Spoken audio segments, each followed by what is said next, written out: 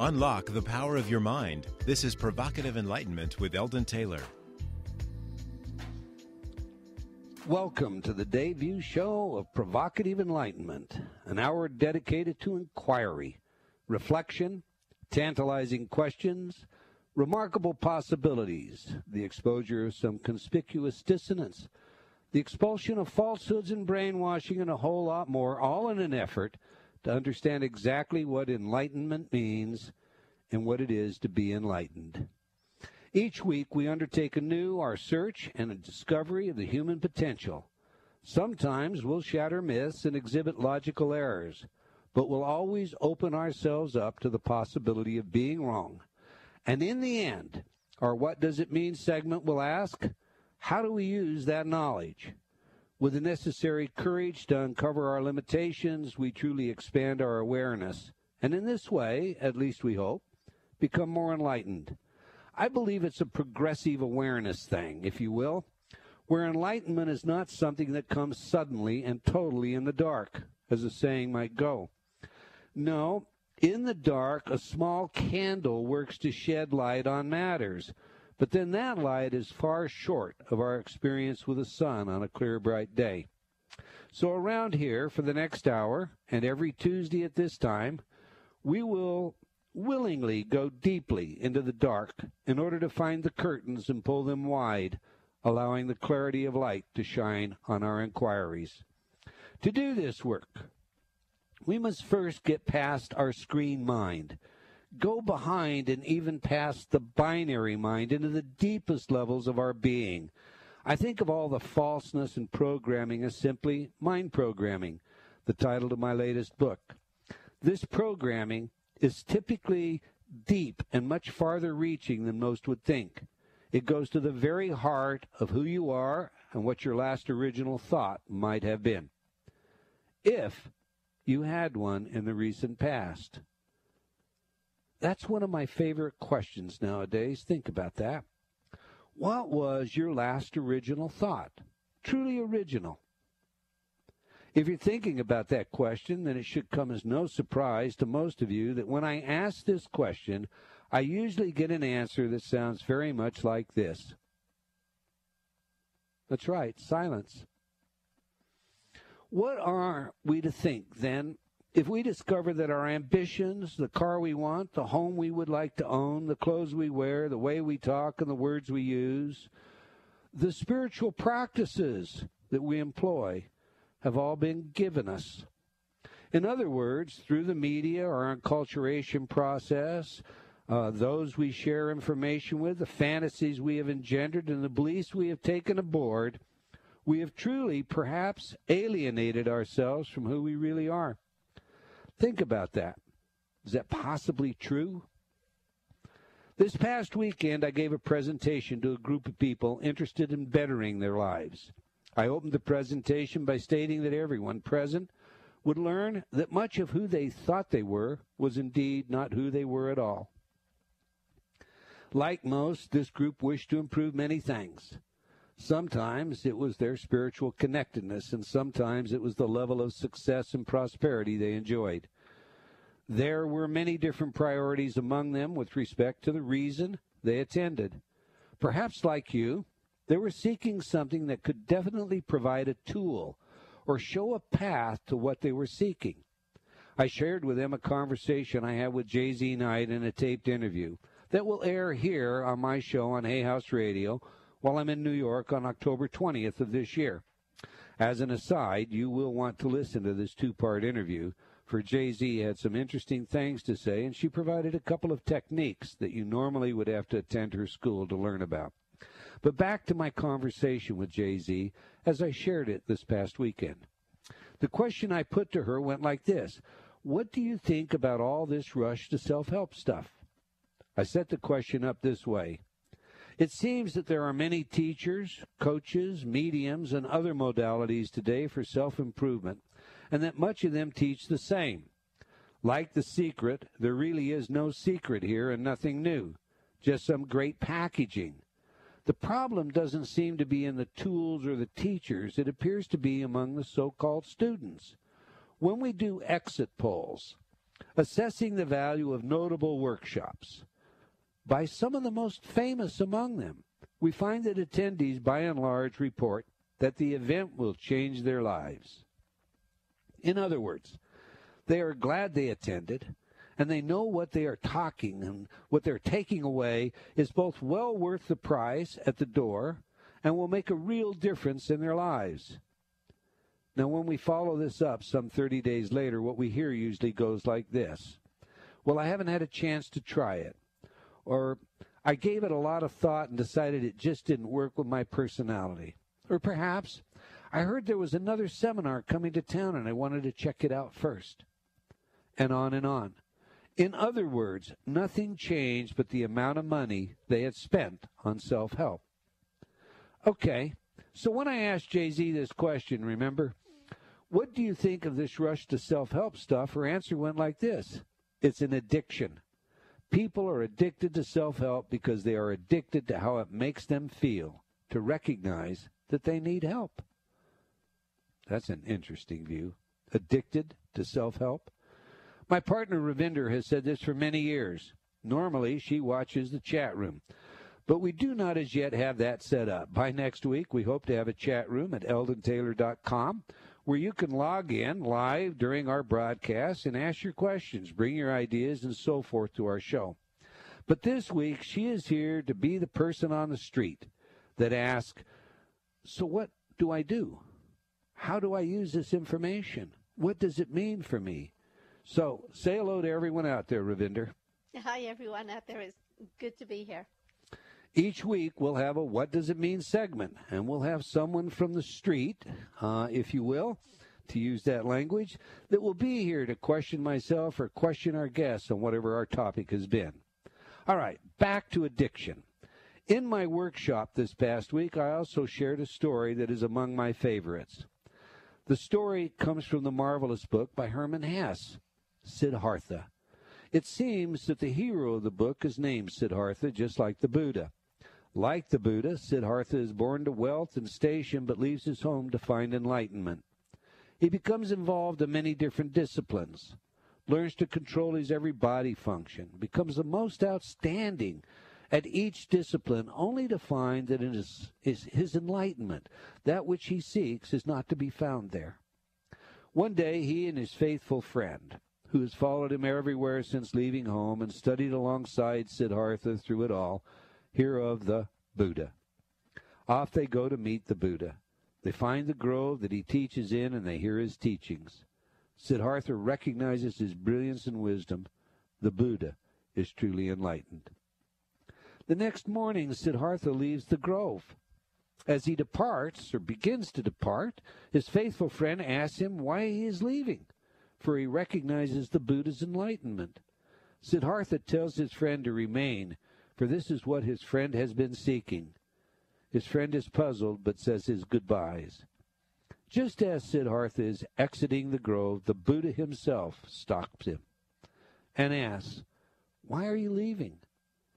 Siddhartha answers, "All my life I have searched for an enlightened teacher, and I found it in you. But once I found it, I realized that it was not the enlightened teacher I really sought. It was enlightenment itself." There are many things we don't know about ourselves. Most are unaware of their hidden biases, but we all have them. Jesse Jackson tells a story of walking back to his hotel one night when he heard fast approaching heavy footsteps from behind. Concerned, he turned and was relieved when he saw it was a white man. Now imagine his embarrassment to both discover and to admit that this bias from this civil rights activist was nevertheless present. Think of Susan Boyle for a minute. I love this one. Diane and I spoke about it a few months ago. The singer that appeared on Britain's Got Talent. She appeared in such a disheveled manner, and excuse me, but old-time housekeeper apparel, that judges and audience alike were laughing or rolling their eyes. But when she opened her mouth and began to sing, everything changed. A magnificent voice, and millions have watched this performance on YouTube. But the question should be, Why are we taken back? What has appearance got to do with voice quality? What is our expectation telling us? I would love to go on with examples, and we will in shows to come, but we're short on time today. Still, I guarantee you that all of us hold hidden biases and context-bound reasoning that literally dumbfounds us when we see them for the first time. The fact is, if you hold a number of beliefs like this and are unaware of them, how can you ever hope to become enlightened? But then, what is enlightenment? Personally, I think it's a process, and that process may take an entire lifetime or more. However, this I know for certain. Unless we peel back the falseness that many come to think, myself included, is who we are, we will never find enlightenment. My charge with this show is to bring special guests to you that can share meaningful insights into the purpose of life and your true potential. My guests and myself, for that matter, will often challenge you in ways that may initially make you uncomfortable. But I promise that if you stay with us just a bit, you will learn much about yourself, and to me, well, that's what it's all about. To thine own self be true. My guests this week are two gentlemen that have examined carefully the propaganda and deliberate brainwashing techniques that are employed on all of us daily, and the potential this programming has to literally train us like any other trained animal. The media provides our choices, and we choose. But we are choosing between the choices given us, blind to all the alternative options. Add to this some of the technology that's around that can literally alter your brainwave states, and you have a recipe for something I don't want to even entertain. I wrote about several types of technology of this kind in Mind Programming, and cited our first guest on one in particular that is alarming for a number of reasons. I'm speaking of Dr. Nick Begich. Dr. Begich is the author of a number of books and will be our guest in November for an entire hour. But the one book we are interested in today, the one area that we particularly want to pick his mind, is from that book titled Angels Don't Play This Harp. Welcome to the show, Dr. Begich. It's good to be with you, Eldon. I'm looking forward to the program today and again in November. Well, great, sir. Tell us, what is HAARP, H-A-A-R-P? It's the High Frequency Active Auroral Research Project, which was originally a joint effort of the Air Force and Navy and the Geophysical Institute at the University of Alaska. It later got taken over by DARPA, which does essentially defense-related research. It has a number of different uses, but they've built in Alaska a prototype which has 180 antennas in an array or field. These are approximately 70 feet tall. Then they have a cross diapole going sort of perpendicular to the ground at the top. So if you can imagine just a field of 180 antenna, and then by firing or charging the antennas in a specific way, you can create a number of weapons effects. And what on earth would our government build something like this for?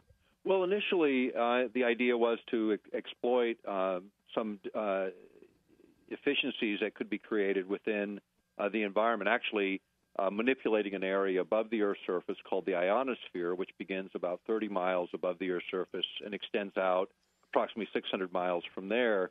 And when it becomes disturbed by solar radiation or other incoming radiation, it can become disturbed to the point where terrestrial communications doesn't work. In fact, even to the point of affecting power grids. So learning about the ionosphere was sort of the justification for the funding, and then being able to manipulate or change the character of the ionosphere is the root of the science. So they literally plug this machine on the ground, and by using a high-frequency signal that's manipulated in a number of ways, they can actually get the ionosphere to change from DC, direct current, to an alternating current or a pulsing current. So it acts as a huge antenna in the sky capable of sending back a signal to the Earth that can be used for a number of uses.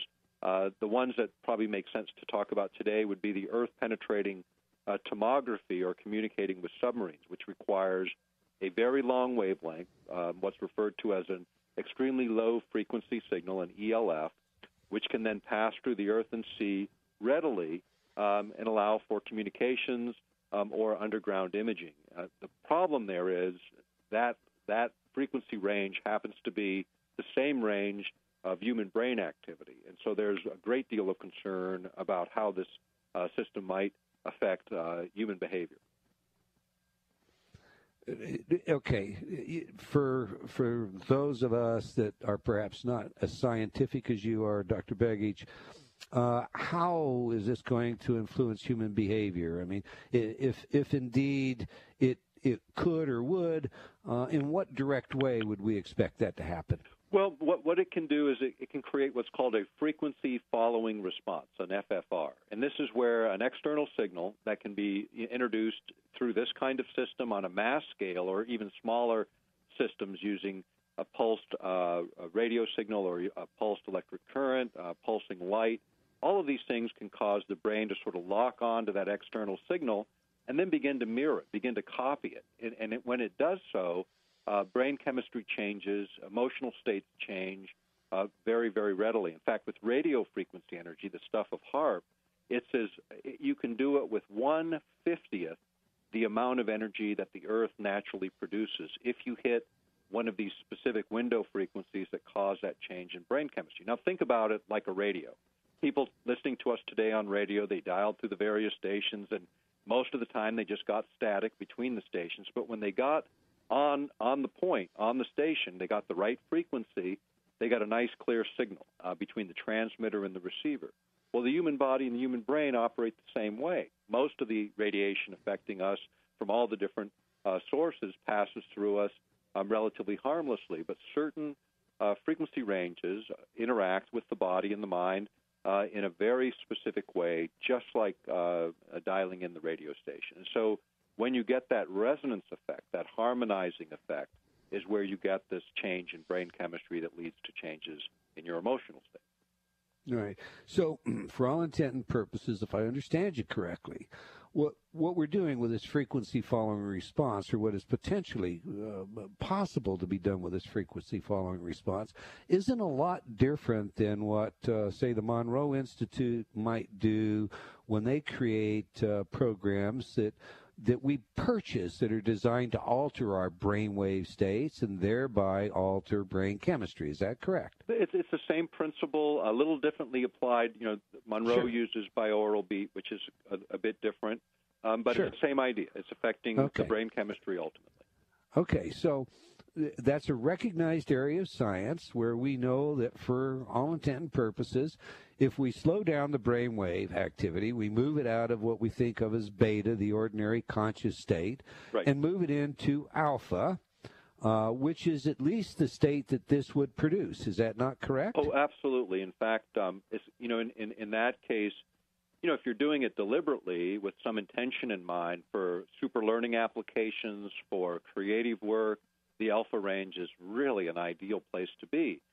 When it's imposed on you, say to the low alpha, the high theta ranges, this is more like a light trance-like state where you're taking information in, and if you're not screening that information, it has a profound effect on consciousness. I'm not even sure you can screen that information effectively. That's The right. research would indicate that you're in a state that I've testified in courts as an expert on hypnosis we call hypersuggestibility. Absolutely. It's that simple. Absolutely.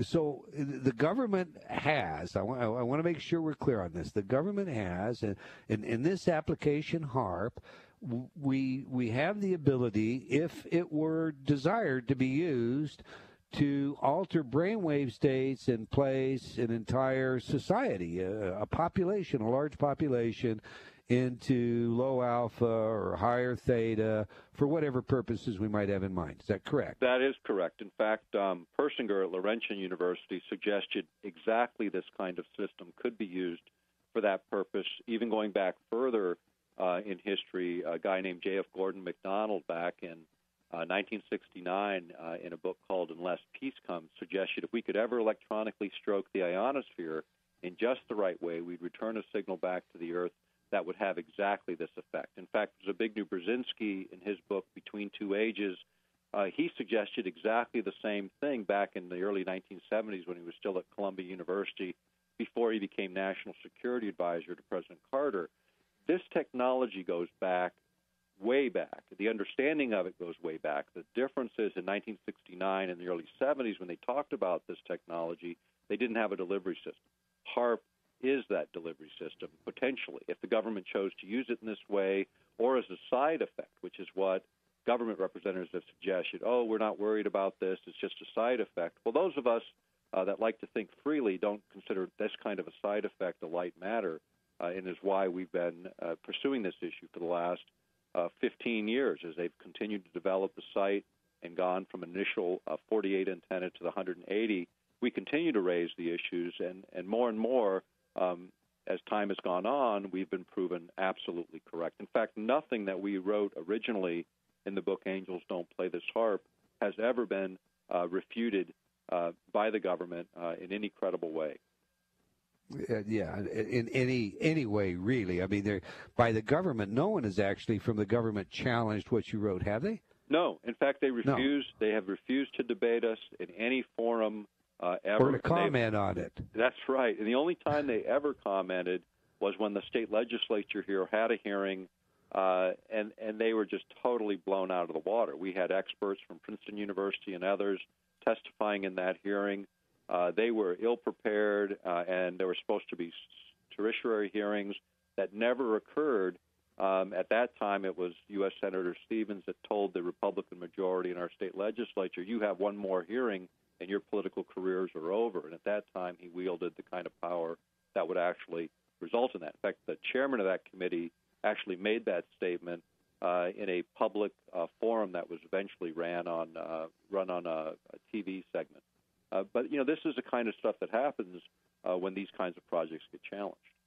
Okay, so here we have a technology that hundreds of millions of dollars have been spent on to build. It happens to be able to broadcast itself in propagating wave-like form from antenna to antenna, and what would appear to be antennas remarkably similar to those antennas we use in cell phones. Is that correct? It's similar in the idea, but the signal is much different. By manipulating it, what they create is something called cyclotron resonance, which, to make it simple, the way it would look if you saw it coming off the antenna, it would look like a big kind of corkscrewing body of energy that gets smaller and smaller as it gets higher and higher. And then by pulsing or pumping that energy is like a hammer hitting the ionosphere. And what happens is the ionosphere begins to ring or create a signal that's at that hammer rate.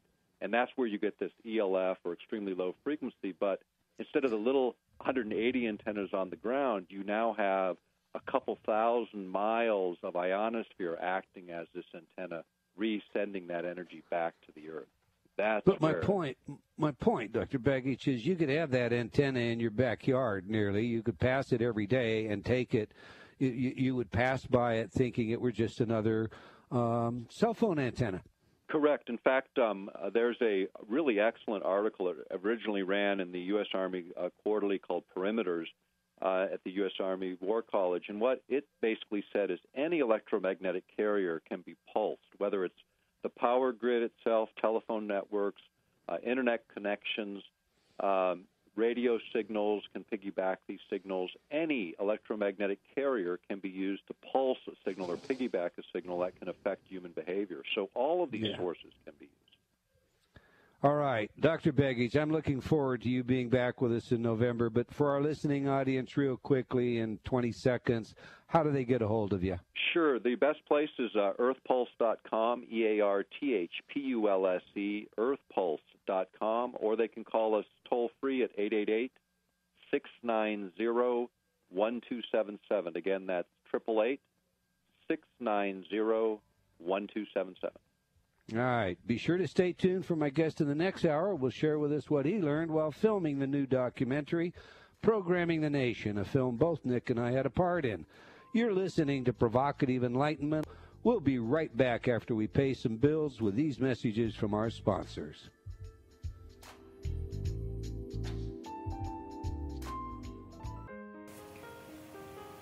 Close your eyes. Imagine your goals and dreams. What's preventing you from accomplishing them? Most often, we are our own worst enemies. I can't. I'm not good enough. It's time to reprogram that inner dialogue. Replace all those negative self-images with, I'm good. I am powerful. I can do anything. Eldon Taylor's Inner Talk patented subliminal technology does just that. Researched at numerous universities such as Stanford and by governments such as Mexico and Germany, Inner Talk has repeatedly been proven effective at changing your self-talk. Stop imagining your goals and make them a reality today. Visit www.innertalk.com. That's INNERTALK.com. Innertalk.com. Thank you for joining us today. I'm Eldon Taylor, and it's my pleasure to host this special investigation. I love your comments and feedback, so please join me on Facebook or send your email to eldon@eldontaylor.com. That's ELDON@eldontaylor.com. We'll try to share some of your letters every week because your feedback does influence our programming, and we're grateful for that guidance. So I look forward to hearing from you. Thank you, and enjoy. Do you feel like you've become lost in a funhouse, only seeing the reflection of yourself, past, future, and present, but unable to find the real you? I invite you to step through the doorway and onto the path leading to understanding of your mind, your choices, and the influences that surround you. Read Eldon Taylor's New York Times best-selling book, Choices and Illusions, now expanded, updated, and revised. It will provide you with real-life examples of how you can break free from your current perceptions and begin your journey to how high is up. Get your copy today from all bookstores or online from Amazon.com or Barnes & Noble.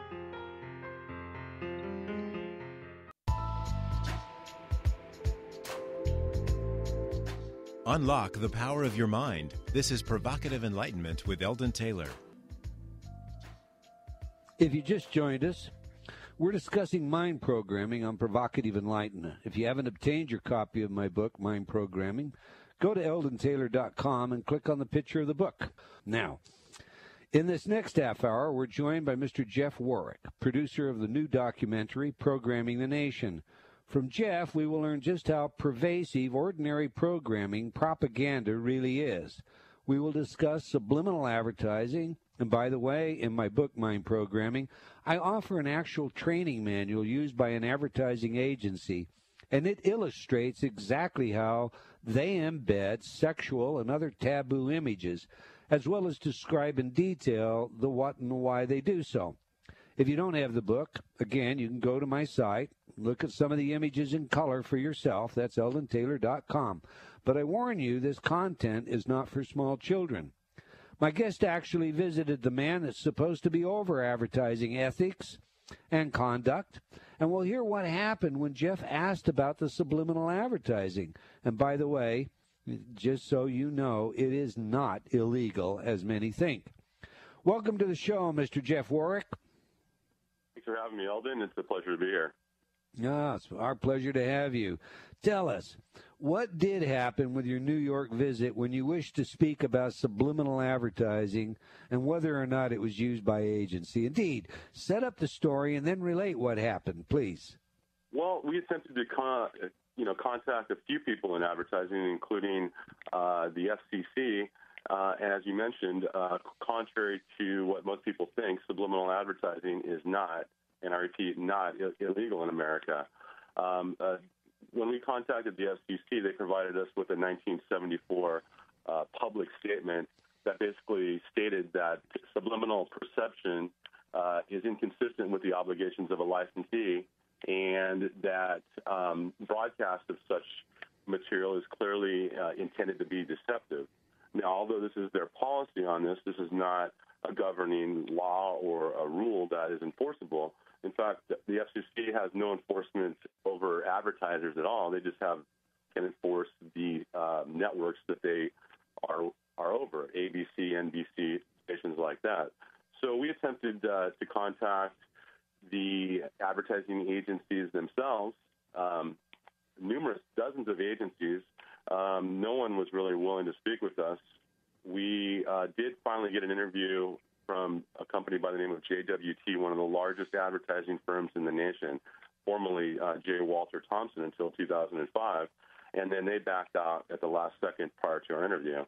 So we went to a governing body known as the American Association of Advertising Agencies, also called 4A, and attempted to contact the Vice President of Public Affairs at that organization, Kip Chang. And he denied us interviews numerous times, and during one of our trips to New York City, we decided, well, let's just pay him a visit and, see if he'll speak with us. And when we got there in the lobby, to our surprise, he allowed us to come up. Well, we came up with cameras because we were figuring we were going to do an interview, and when we got there, he pretty much chastised us and, told our cameraman to quit filming, get out of the building. He kicked them out, and then to my surprise, he said, I will speak with you, but in private and off the record. So he took me into his office and pretty much lectured me for about 15 minutes, telling me that, doing a documentary like this was really a bad thing to do, and that, he could help me if he wanted to, but that he wasn't going to. And then he escorted me out of the building as well. So it just kind of let me think, what is he trying to hide here, and why won't anyone speak with me? Yeah. Now, the 4A, just for everyone's information, was actually created as a result of pressure placed on advertising agencies, was it not? During the early 1984 hearings on Subliminal and some of the legislative actions in different states, et cetera. Wasn't this their way of heading off perhaps some other direct interference from a government agency? Well, that's what our experts have said in the making of the film. They've explained that that's how it came to be. And one of those experts was Wilson Brian Key, who wrote a number of books in the 70s on this very topic, including Subliminal Communication, Seduction. Subliminal Seduction, yeah. Yeah, the Clam Plate Orgy, The Age of Manipulation, a number of books on this, which really hyped the topic and created kind of a public outroar in the 70s and early 80s. We actually got an interview with him to discuss this in his books, and he's since passed away, so we probably have one of the last interviews with him. But yeah, he explained that is why this governing body was kind of formed, is to dispel the myth of subliminal advertising. So I guess it's not really, surprising that they wouldn't give an interview with me. Yeah, well, now we know that they use it, and for a moment, let's just kind of flesh out this bit about how the FCC does and does not have any control over it. The Bush campaign, of course, is infamous, at least in part, for the use of rats in an ad that appeared extensively in Gore's home state and in Florida, two states that Gore lost, and lost very close, that did swing the election. And indeed, there has been some research since then that has demonstrated that this could have influenced voters enough to swing it. But in the ad, the word rats appeared behind Al Gore's head, and behind and above the head. And you show this in the film. The Democratic, it was discovered, and of course Republicans initially denied it, but then ultimately came forward and said, it was done, and so on and so forth. But the Democratic Party pursued this with their total tenacity, and they were unable to get anything as a result, any punitive, any penalty, anything. Is that right? Yeah, there was no penalty or fine placed on the Democratic Party at all for running that ad. In fact, basically the FCC said, okay, please don't run it anymore. And the Democratic Party, including Bush and his reelection team, stated, well, we're done running the ad anyway. It already ran its course in those markets. So, we'll stop running it when, and that's it. It was already pretty much ran its course. So, yeah, they did not receive any kind of penalty or fine or anything for that. So we know, factually, that even at the highest levels of government, that when a senator, a congressman, a vice president, a candidate for president puts pressure on this so-called codification is totally unenforceable. Totally unenforceable. I mean, I've done my due diligence to find any law that clearly supports the non-use of such technology and techniques, and there isn't any. One of the things I love about your film, and I'm going to encourage everybody out there to get a copy of this film, and we'll tell you how, because it's not yet been released, or at least we'll tell you how you can access a preview before the show's over. But one of the things that I really love about it is the fact that you, Jeff, came in looking to prove or disprove. You were kind of the doubting Thomas. You didn't believe that it was being used maybe as extensively as you thought it was as a child because of the stories your father had told us. Tell us about that process and tell us where you stand today. Do you think it is as much in the media as I suggest in my book? Well, let me preface by saying that I am definitely not a conspiracy nut, and I actually work in advertising for numerous years between about 2003 and 2008, selling print advertising. The story really fascinated me because of what my father had told me in the 70s about Wilson Bryan Key's book, and that kind of told the story of how they blipped popcorn and Coke in theaters in the late 1950s. A story I believe is fact. Well, fast forward to 2002, approximately, post 9/11. We have Bush beating the drums for war. We have alert levels on all the networks going up and down for terrorism threats. And we had people claiming that, 9/11 was an inside job. All of these things kind of spawned my curiosity on how we were being manipulated in this country. And once again, I was very skeptical. I mean, having worked in advertising, I didn't really believe that, such things were being used, but I wanted to explore it anyway just to see what I could find out. And I really took a very subjective approach in the filmmaking, attempting to get both sides of the story. In fact, we spoke with several people. Although we didn't actually get an interview with anyone in a major ad agency, one person we spoke with, and a lot of viewers might have heard of this name, is Mark Mothersbaugh, former singer of the band Devo. I guess they're still doing so much touring. But after the big career of Devo in the 70s, he went on to kind of a career in creating ad jingles for commercials. And one of the commercials that he put together, one of his first commercials actually, was a Hawaiian Punch commercial. And, he tried it. He said it was just really too sweet and thought that, he would put something in there that, I guess the message that he actually inserted was sugar is bad for you. And those who know Devo, they're kind of a subversive band, and his message that he thought he would put in this commercial would be a little subversive. Sugar is bad for you. He laid it just below the musical track, just where, just above the threshold of hearing, where you could hear it if you were really listening for it, but where you wouldn't really notice it. And he explained to me in our interview, which is in the film, that he's sitting in front of all these ad execs, and they're tapping their toes, and they're singing along the tune, and then the phrase "sugar is bad for you" went by, and they heard it, but the execs didn't hear it, and they never heard it. It got laid down on the track, and it went out nationally. And he stated to me that, and this is a quote, that if I can put subliminal messages in a commercial, that advertising agencies must have a much easier time of it and probably can do it in much bigger ways. So that's kind of one example of how it's being used, how it can be used.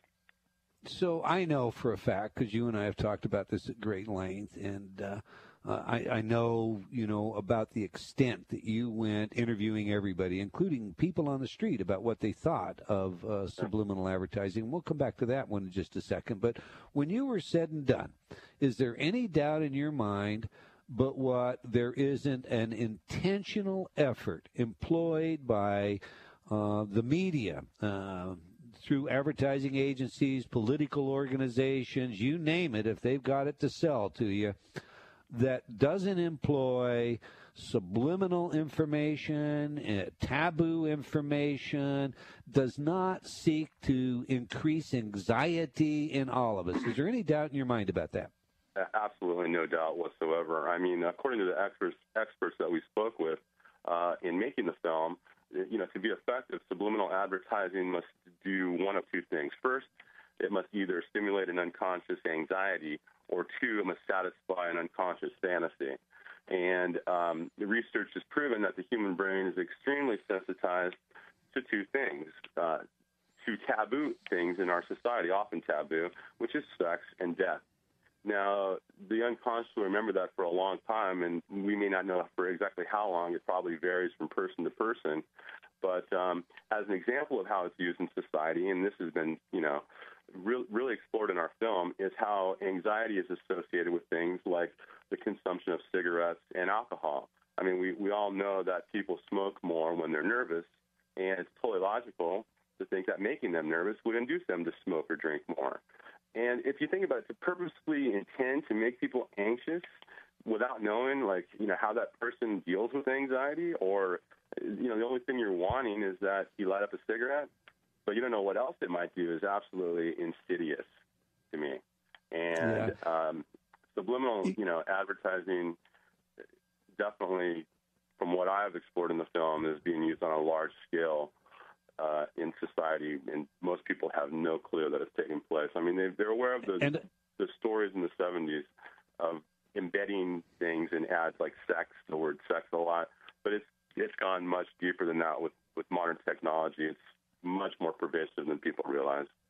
A good belly laugh, they say, is worth 1,000 syllogisms, and that, I believe, is just exactly what happened when, in my opinion, in the early 90s, when the infamous Judas Priest case was filed against CBS by two families in Reno, Nevada, whose young sons had listened to the Stained Class album, Better by You, Better Than Me, actually the album was Stained Class, I'm sorry.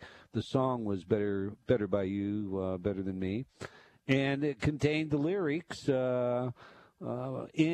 lyrics that encouraged, these were lyrics you could hear, audible lyrics you could hear that encouraged suicide with a command, subliminal command, do it, do it.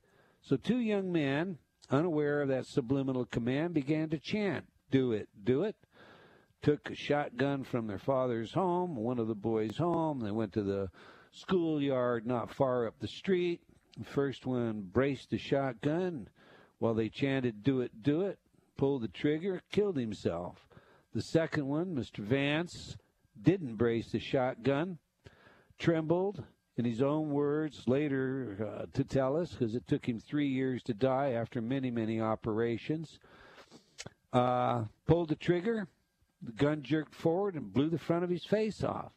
Well, that lawsuit triggered all kinds of so-called experts from all around the world that suddenly were experts on subliminal that came in and essentially said subliminal doesn't work. And it's a hoax, and it's a fraud, and we don't process that information, and on and on and on.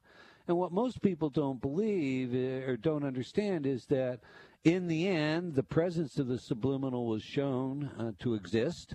However, the original 24-track master was never located.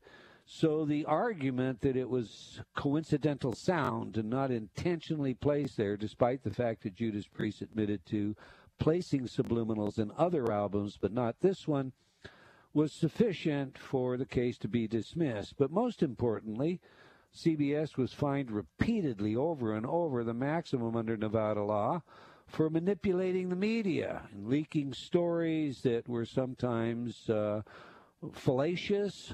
They were definitely, some of those stories, designed to challenge the credibility of the witnesses appearing for the family and against CBS.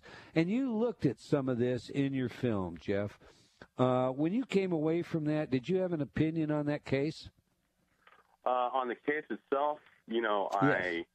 I think that the messages were there.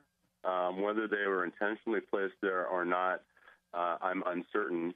But it is awful suspicious that CBS was not able to produce that original 24-track master, even though they had hired, I guess, a Scotland Yard detective to find it, and he reported in court that he could not find it, and that he, I guess, went to their vaults to find it, and he said that he wasn't allowed in there. Right, he wasn't allowed in the vaults. He looked everywhere except in the vaults where they wouldn't allow him. They wouldn't allow him in there. That's crazy. So that is very suspicious, I think. Now, you no doubt have an opinion on whether or not there continues to be in modern music subliminal statements. What are your thoughts on that? Well, I mean, I think without a doubt, numerous bands continue to use such techniques in their recordings, to create emotion, to create effect, to tell a story, a lot of things in music. A lot of people that like that kind of music pick up on whispered voices or other effects. Some of it is engineered purposely and put there, and most of it's just done for effect. Whether it can be the straw on the camel's back in terms of creating enough anxiety where two individuals will commit suicide or not is really probably dependent upon those individuals and how much they allow such things to influence them. But at the same time, it could also be having a number of different effects on listeners that they're not aware of. So I think a lot more research probably needs to be done in that field.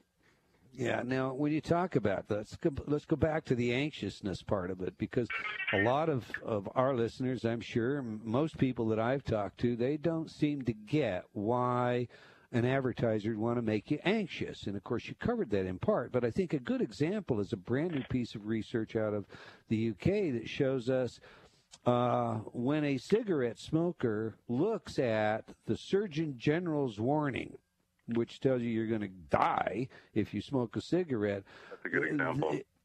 It actually excites the nucleus accumbens and gives rise to more desire to smoke. And that's how this anxiety principle works. If I can make you anxious that you're going to be insecure because you don't have this car and this beautiful woman, what are you going to try to do? Absolutely. And who knows what different individuals may try to do. But, just the fact of creating anxiety and neurosis in individuals to induce them to smoke or drink more is absolutely insidious, and I think, needs to be regulated in some way. We have on our website a Take Action page where people can actually send a letter to their decision makers to begin legislation in these areas. What's the URL of that page? What's the URL? Well, it's programmingthenation.com, and then just go to the link for Take Action. You can, you don't have to do anything. A lot of us don't have time to sit there and write our own letters to Congress. But if you fill out this form on my page, I'm happy to send the following letter that you'll see on that page to Congress and our decision makers, your local congressperson and senators. So, most people aren't aware of how anxiety and neurosis is used in advertising, but it's definitely, I think, through my research, it's shown me that it's used extensively. All right, bottom line, in less than a minute, Mr. Warrick, sir. When you're through, you've created this film, you're looking at it, you're looking at the product of it, you've talked to all these experts, you talked to Nick Begich, who we had in the first hour, you talked to literally everyone that I can think of that was a credible source. When you walked away, is there any doubt in your mind that the average individual out there is not, at many levels, the product of the consumption of media? Oh, my God. We are programmed on a massive level from birth to begin to believe that the world is a certain way. And without a doubt, media plays a huge part in that programming. It plays the ultimate role in teaching us how to act, how to behave, how to think, and what to question, or in most cases, what not to question. So, yeah, I mean, absolutely. We are all right. How does our listening audience reach you, Jeff? How do they see the film? Well, we're attempting to release the film here, and so one of the things that we're doing is we are offering a pre-screener of the film, and I'm making that available to your listeners today. By going to our website, you can contact me through that website or at jeffw@igniteproductions.net to send me an email, and I'll give you directions on how you can obtain the DVD. So you can also reach me at area code 831-247-0729 on the phone, and I'll be happy to take orders that way as well. So. All right. Well, now I want everybody out there to definitely go to his website and check out the trailers that are there and see about seeing the film. That's programmingthenation.com. Now, we've come to the end of our first hour of Provocative Enlightenment.